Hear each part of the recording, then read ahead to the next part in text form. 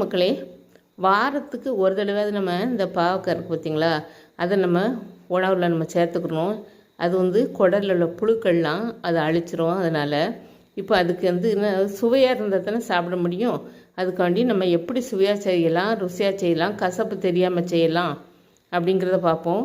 சட்டியில் எண்ணெய் வச்சு கடுகு போட்டு கொஞ்சம் நிறைய வெங்காயம் நறுக்கி போட்டுக்கோங்க. அதை 2 கிளறிட்டு பாவக்காயும் பொடிசாக நறுக்கி போட்டுக்கிட்டு உப்பு போட்டுட்டு கொஞ்சம் முறை தண்ணி ஊற்றிக்கோங்க. தண்ணி ஊற்றி நல்லா மூடி வச்சு நல்லா வதக்கிக்கோங்க. பிடிக்காது இது, ஏன்னா தண்ணி ஊற்றணுன்னா பாவக்காய் நல்லா வெந்துடும்.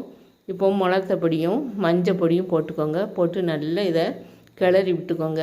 இந்த பாவக்காயும் அந்த மசாலையும் சேர்ந்து நல்லா தொய்ந்து போயிடும் பாருங்க. நல்லா அதாவது மசிஞ்சு போயிடும் சொல்கிறோம் பார்த்தீங்களா, அந்த மாதிரி இருக்கும். வேறு ஒன்றுமே போட வேண்டாம், தேங்காய் பூ எதுவுமே போட வேண்டாம், டேஸ்ட்டாக இருக்கும். படம் பிடிந்தால் சப்போர்ட் பண்ணுங்கள்.